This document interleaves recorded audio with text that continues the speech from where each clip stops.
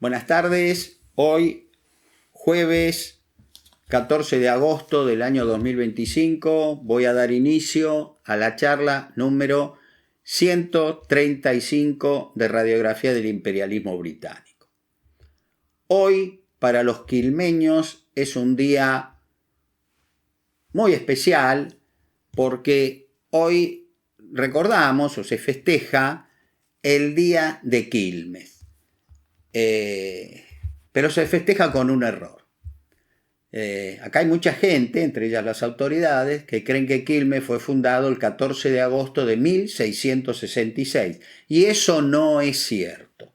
El 14 de agosto se refiere a un decreto del primer triunvirato que se ejecutó, digamos, por inspiración del ministro que era de Guerra y Marina, que en ese momento era uno de los triunviros, Bernardino Rivadavia, que el 14 de agosto de 1812 transformó a la vieja reducción de los indios Quilmes del año 1666 en un pueblo libre.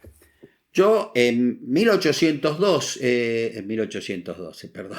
el año 2012 publiqué este libro que recuerda el bicentenario de la declaración de Quilmes como pueblo libre.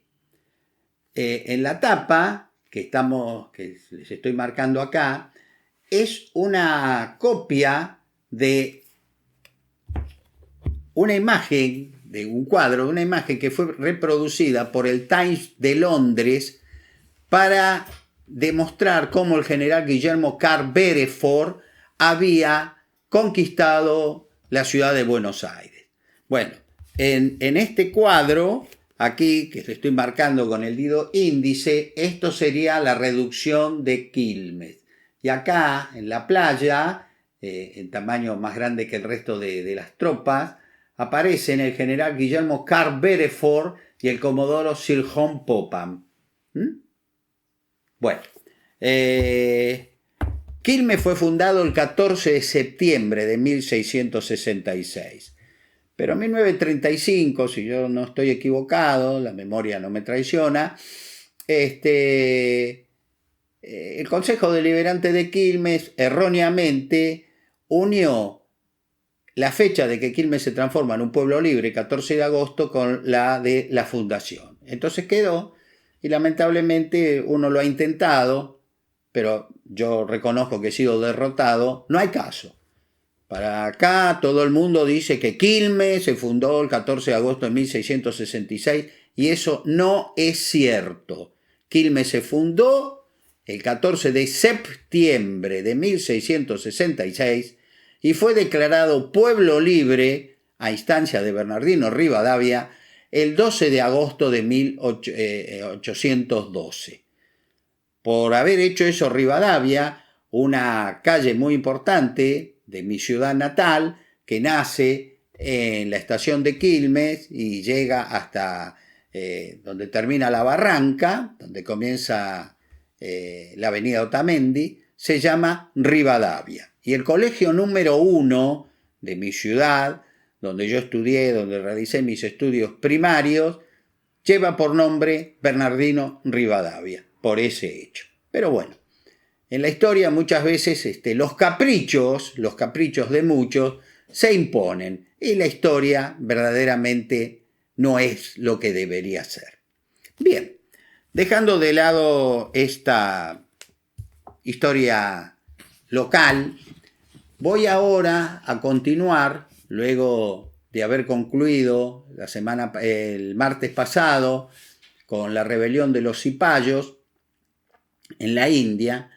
Ahora me voy a referir todavía estamos en el tomo 5 de Radiografía del Imperialismo Británico, el capítulo 88 de la saga, de la obra, que se denomina La presidencia del general Bartolomé Mitre.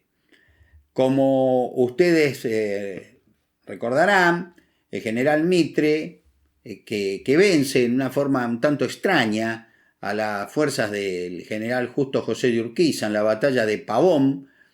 Como ya les dije, ambos bandos se retiraron, llegó la noche y se retiraron, y al otro día Mitre fue sorprendido por una noticia, ¿no? Urquiza se sigue retirando, ganamos. Y así Mitre quedó como la figura más importante de nuestro país.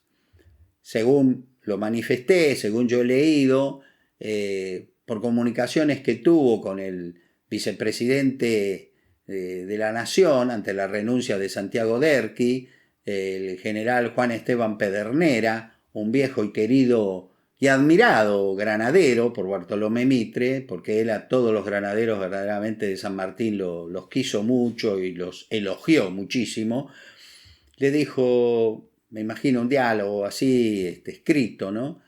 Mi general, quédese un tiempo mientras organizamos al mando todavía del país, mientras yo organizo cómo salimos de este entuerto.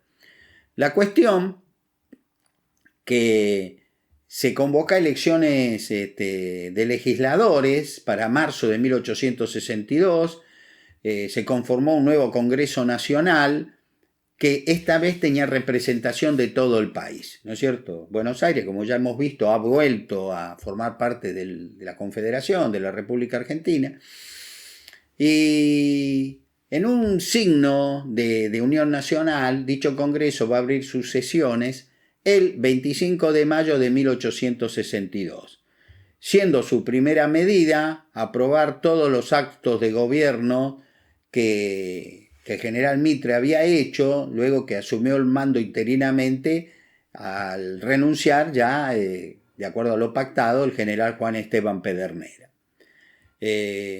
La segunda decisión que toma este Congreso es llamar a elecciones presidenciales en que va a resultar triunfante, no podía ser de otra manera, el binomio formado por el general Bartolomé Mitre y Marcos Paz. La toma de medidas económicas consideradas desacertadas en el interior por Mitre produjeron serias revueltas, siendo la más importante la que comandó el caudillo riojano, el general Vicente Ángel Peñalosa, más conocido por un apodo simpático como el Chacho. Mitre envió tropas a sofocar estas revueltas, pero no pudieron cumplimentar acabadamente su misión por el estallido en 1865 de la denominada Guerra del Paraguay, a la que me voy a referir en próximas charlas. Ese conflicto internacional no solo impidió pacificar el interior, sino que al enviar tropas de los fortines establecidos en la frontera del sur, la línea de fortines que impedían o trataban de impedir la depredación araucana, que seguía siendo un terrible dolor de cabeza, como se sacaron tropas de los fortines para enviarlas al Paraguay, la problemática araucana recrudeció en forma impresionante. Desde la campaña al desierto, a la que me he referido en las anteriores charlas, llevado a cabo por el brigadier Juan Manuel de Rosas, más o menos 30 años antes de esto que estoy contando, la frontera había estado más o menos estabilizada. Se compraba la paz, recuerden, enviándole a las tolderías grandes manadas de yeguas. Ellos fundamentalmente, los indios, les encantaba la carne de yegua, tabaco, un poco de pólvora, no mucha, vacunas contra la viruela, hierba, azúcar. Esos eran los vicios para mantenerlos, digamos, en calma. Pero una vez que cayó Juan Manuel de Rosas, se van a producir malones.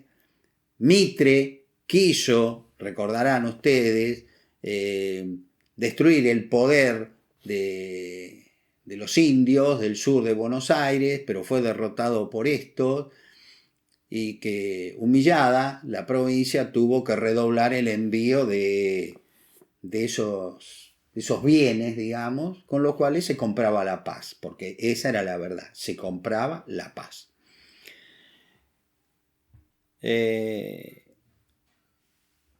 Al hacerse cargo de los compromisos económicos contraídos por la Confederación Argentina, que con una emisión descontrolada verdaderamente era una locura lo que recibe el gobierno de Mitre, se estableció la garantía de papel moneda emitido anteriormente en una proporción de 1 peso fuerte por 25 pesos emitidos por la Confederación, lo que demostraba el proceso inflacionario que había existido.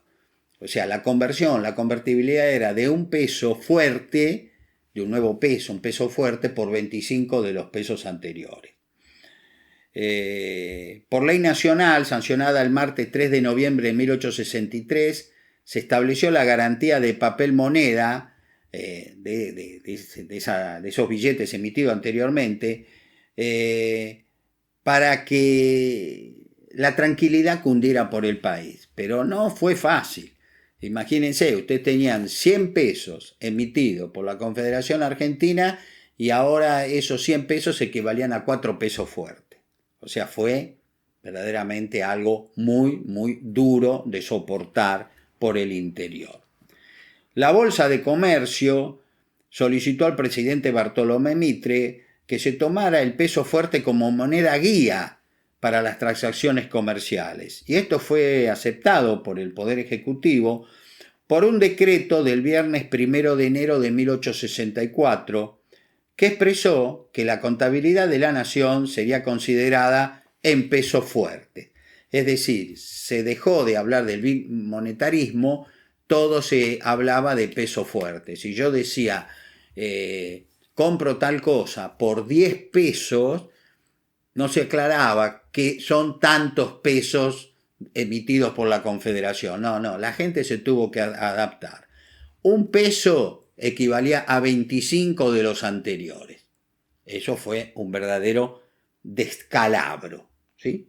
Bueno, en el segundo punto de este capítulo, del tomo quinto, yo hablo de la extensión de las líneas ferroviarias, que resultó un pingüe negocio británico, más con esta depreciación monetaria, porque ellos aprovechan siempre la debilidad de un pueblo, y en este caso no se iban a quedar afuera del negocio. Y ahora les leo. La línea de Plaza del Parque a Floresta fue prolongada en 1860 hasta Morón. Luego pasó a poder del gobierno provincial, que llevó los rieles hasta San Nicolás, Pergamino, Junín, Trenquelauquen, Saladillo y La Plata. La expansión ferroviaria pronosticada por el gobernador Alsina cuando inauguró en 1857 el primer ferrocarril, el primer viaje de la Porteña, no tardó en producirse. Ya en septiembre de 1854, el ingeniero Alan Campbell solicitó del gobierno de la Confederación que le permitiera hacer un reconocimiento experimental de un camino de hierro, como se le decía al tendido de las líneas férreas, desde el puerto de Rosario hasta la ciudad de Córdoba, línea que luego se llamó Central Argentino. Formalizado poco después del contrato de concesión por una serie de dificultades, recién en 1866 fue terminada e inaugurada la primera sección, entre Rosario y Tortugas. El resto de la línea, de este último punto hacia Córdoba, fue entregada en fechas distintas, inaugurándose la última parte entre Río Segundo y Córdoba, el 18 de marzo de 1870. El ferrocarril del Sud fue construido en virtud de una concesión que en marzo de 1862 obtuvo Eduardo Lamb del gobierno de la provincia de Buenos Aires. El 9 de diciembre de 1865 fue inaugurada la primera sección de este ferrocarril entre Buenos Aires y Jepener, y el 14 del mismo mes y año era entregado al servicio público la sección restante desde aquel último punto hasta la ciudad de Chascomús. Pronto surgieron otras iniciativas que dieron por resultado la construcción de muchas líneas importantes que han llevado el progreso a casi todas las regiones de la República. Puede decirse que en materia de construcción ferroviaria, la primera tentativa de importancia ha sido la del Ferrocarril Central Argentino, de Rosario a Córdoba, idea auspiciada con el mayor entusiasmo por el gobierno de la Confederación, pero que solo pudo ser llevada a la práctica después de la batalla de Pavón, es decir, al triunfar Mitre. Ella significa la primera demanda de capitales extranjeros y muestra los procedimientos a que debió recurrir el gobierno para conseguir que fuesen empleados en este país en una obra de gran aliento.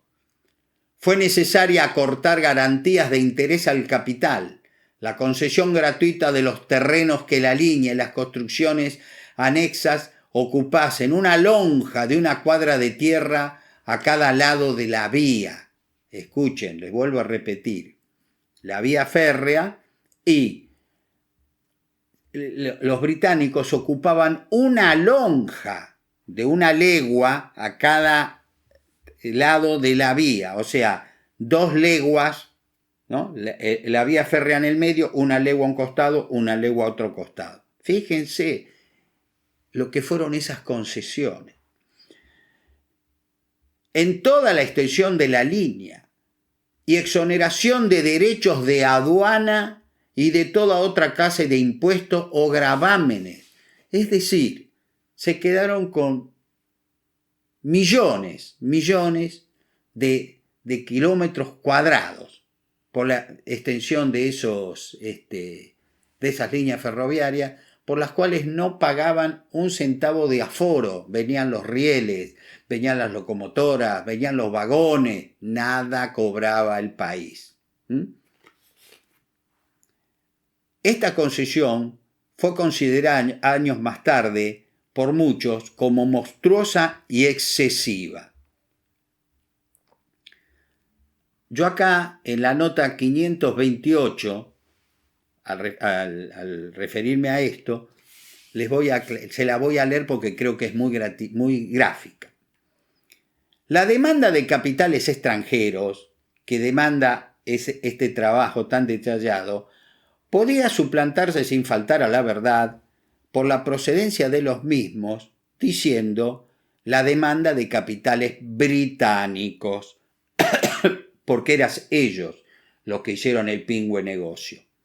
¿Qué hicieron esto con la concesión gratuita de una lonja de 1 legua de tierra a cada lado de la vía y en toda la extensión de la línea?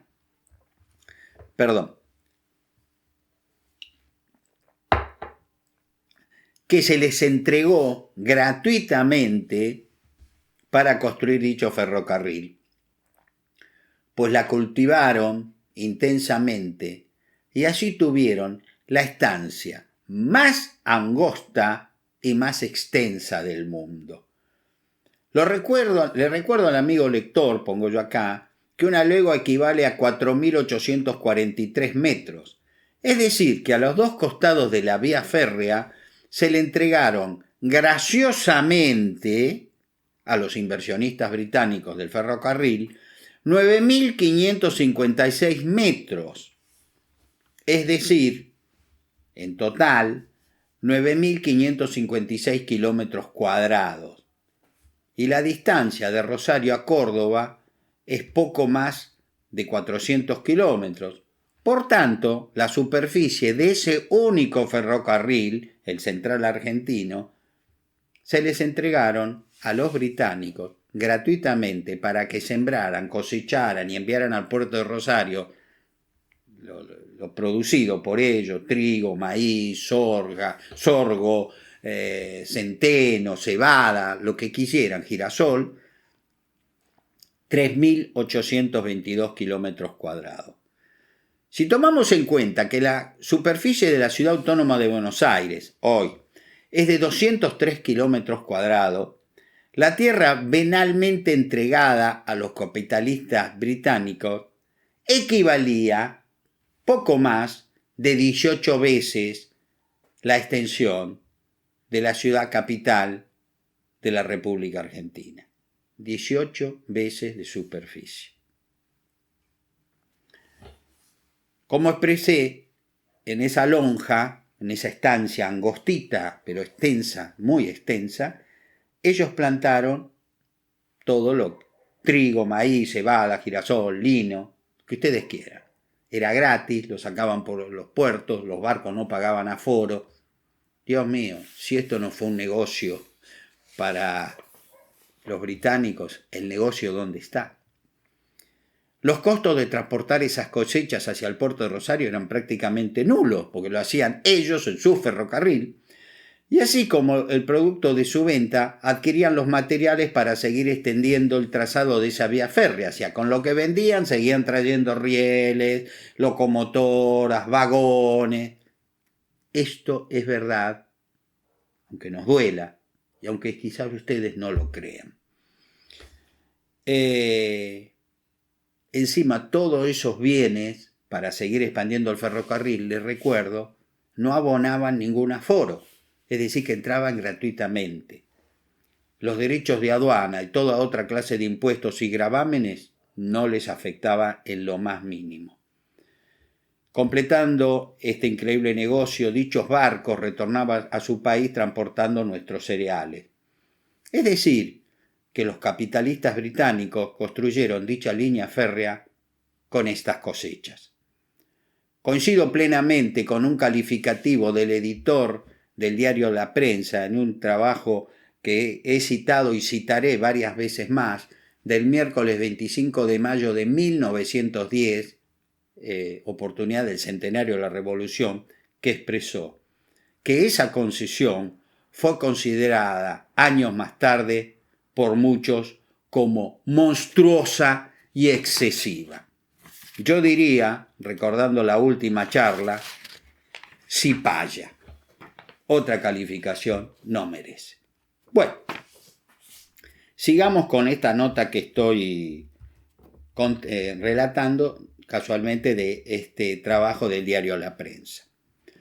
Otros, en cambio, encontraron razonable esta concesión, cosa que yo por supuesto no comparto, pues dijeron que debe ser examinada teniendo en cuenta las circunstancias de la época y no la situación económica que después alcanzó el país. Esto, si bien es parcialmente cierto, no había que ser un genio para darse cuenta la entrega vergonzosa que se estaba realizando. Entonces, decían, ni el gobierno ni el país tenían crédito. Entre Rosario y Córdoba, si se exceptúa Villanueva, que vegetaba como una insignificante aldea sobre los márgenes del río Tercero. No existía sino la pampa desolada, de la que, en el hecho, eran dueños y señores el montonero y el indio salvaje. La tierra inculta nada valía, porque nada podía producir en esas condiciones, y tampoco hubiera sido lógico pretender que el capital privado, eminentemente positivo, hubiese venido a construir ferrocarriles sin una garantía de que su inversión sería remunerada. La cuestión fue debatida también ante la Suprema Corte de Justicia Nacional. Por primera vez fue planteado el problema de si el gobierno podía expropiar más de los terrenos indispensables para la ejecución de una obra pública, que no ha tenido una jurisprudencia uniforme en nuestros tribunales. En esa oportunidad, el asunto fue resuelto con un criterio político más que jurídico, en favor de la expropiación de las tierras que serían donadas a la empresa del Central Argentino. Estaba dado el primer paso. El gobierno nacional se ocupó poco después de construir por su cuenta las líneas de Córdoba a Tucumán y de Villa María a Río Cuarto y Villa Mercedes San Luis, para luego llevar los rieles a los capitales de las provincias de Cuyo.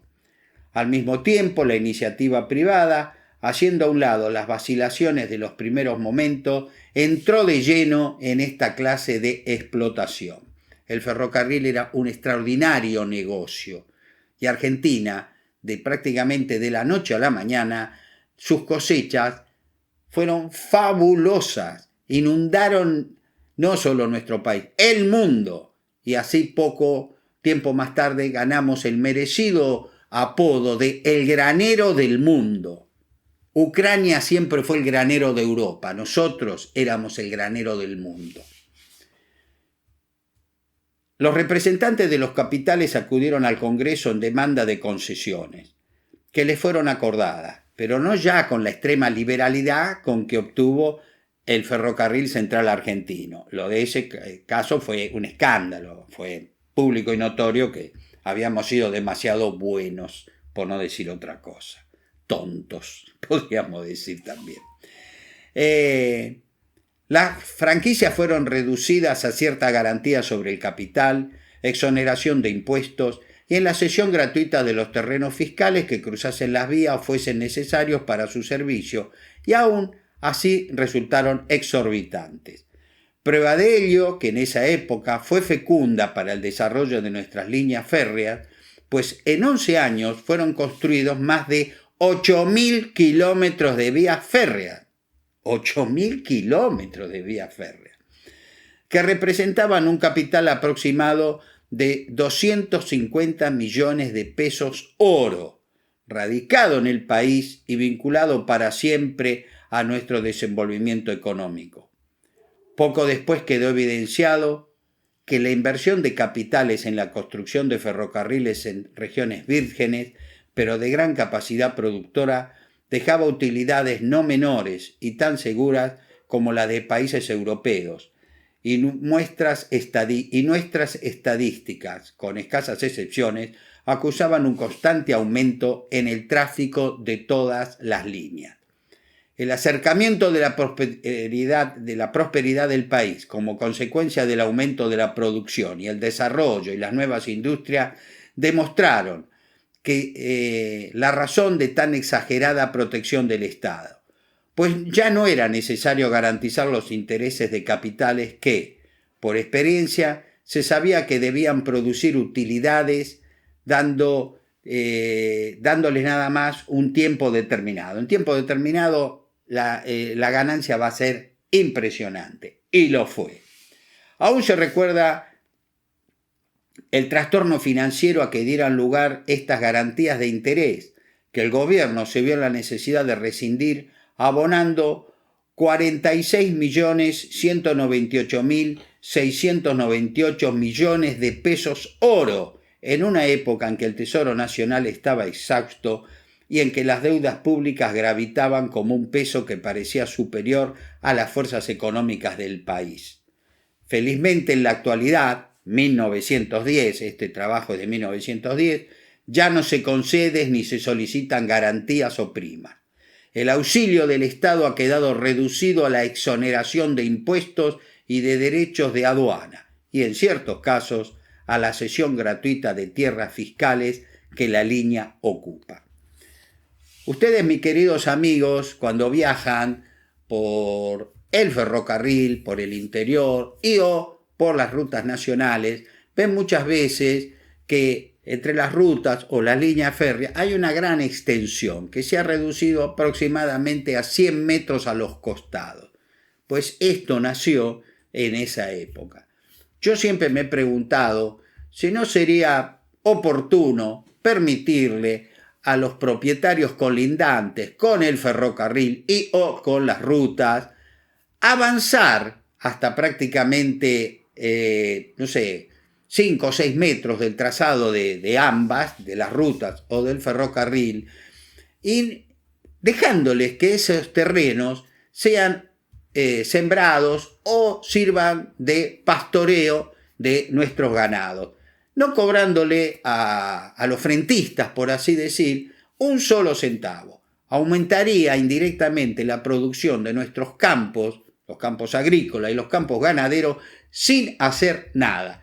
El Estado conservaría ese terreno por si algún día tiene que hacer extender más la ruta, hacer un desvío del ferrocarril, en fin. Pero hoy, para lo único que sirve es para crear alimañas. Ustedes ven campos, lagunas inundadas, en fin, no sirve de nada. Ese terreno, que son cientos y cientos de kilómetros cuadrados, hoy están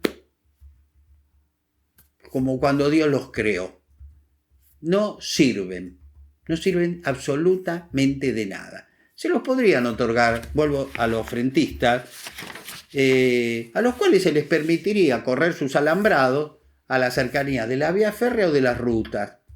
Yo creo que podría aumentar graciosamente la producción de nuestro campo, y eso a los agropecuarios, que han sido siempre tan castigados, y últimamente hace varios años con las famosas retenciones, sería una forma de premiarlos y decir, bueno, si quieren sembrar acá, siembren. Nosotros a ustedes no les vamos a cobrar un centavo, no va a haber un impuesto para eso. Es como un pequeño reconocimiento, un resarcimiento a tantos años que los hemos expoliado, porque eso es lo que ha ocurrido con la gente del campo. En el tercer punto de este capítulo, me refiero, que reaparece la problemática fronteriza con Chile. En 1862, el general Bartolomé Mitre, ya siendo presidente de la Nación, de forma un poco tardía de contrarrestar lo realizado por Chile en 1843, se acuerda al fundar Fuerte Bulnes en nuestro estrecho de Magallanes, porque era nuestro, Chile llegaba nada más que hasta el río Bío, a la altura de Neuquén, ordenó al capitán de marina Luis Piedrabuena, uno de los más grandes patriotas que tuvimos en la defensa de nuestra soberanía austral, que erigiera un pequeño establecimiento militar, que se va a llamar Fuerte de San Gregorio, y una colonia en la bahía de San Gregorio, en el mencionado estrecho. Mitre dijo, como el estrecho es nuestro, vamos a fundar un pequeño fuerte, una pequeña población, y eso se lo ordenó al gran defensor de nuestra soberanía, como fue el capitán de marina Luis Piedrabuena.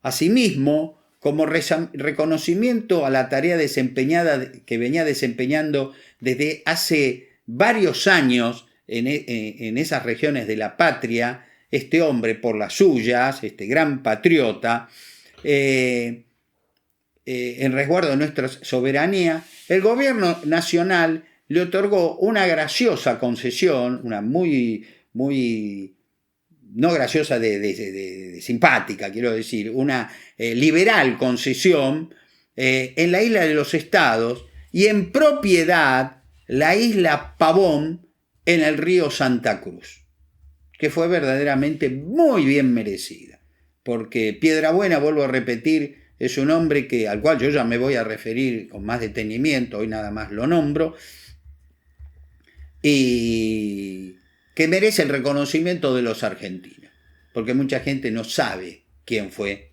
el capitán de marina Luis Piedrabuena.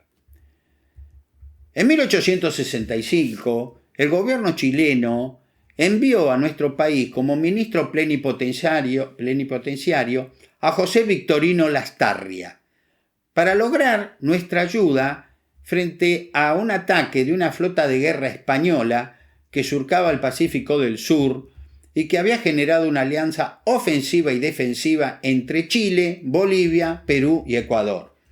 Ustedes dirán, ¿andaba una flota de guerra española en el Pacífico del Sur?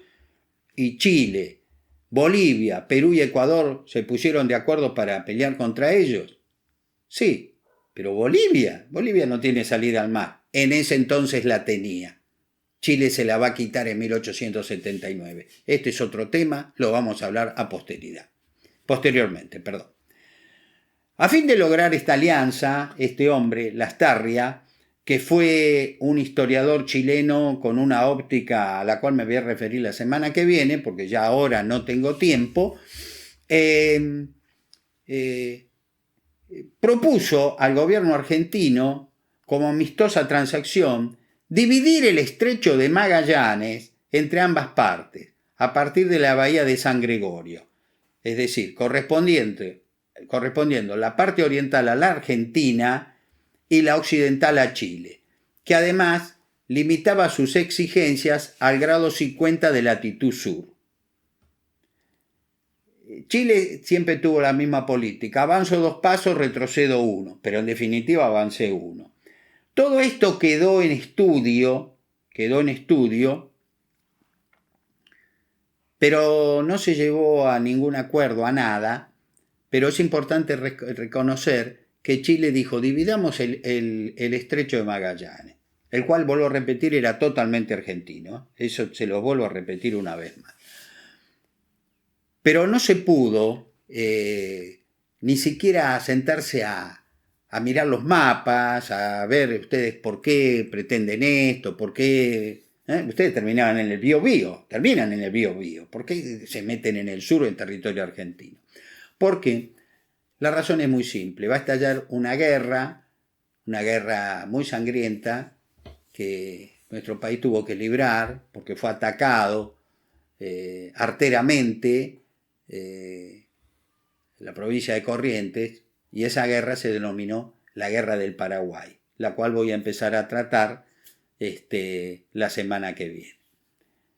Pero antes de hablar de esa guerra, me voy a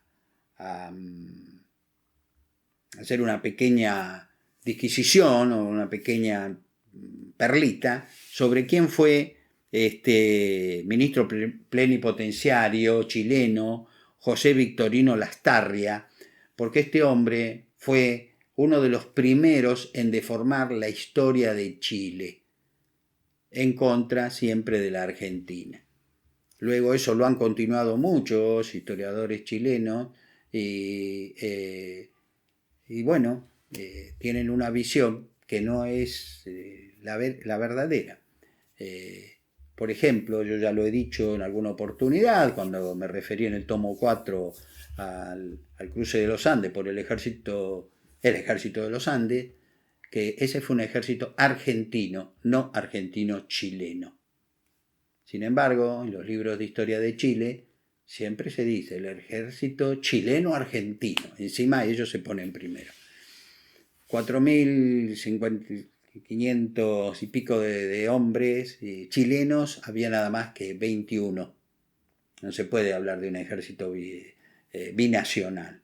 Lastarria fue uno de los primeros que empezó con esto, que tantos problemas nos ha traído y hasta el día de hoy nos sigue trayendo. Así que creo que en la próxima charla, antes de hablar de la Guerra del Paraguay, voy a hacer una breve síntesis de la biografía del pseudo historiador, porque para mí es un pseudo historiador, una persona que altera las cosas, no es un historiador, José Victorino Lastarria, que creo que para la inmensa mayoría de ustedes es un ilustre desconocido.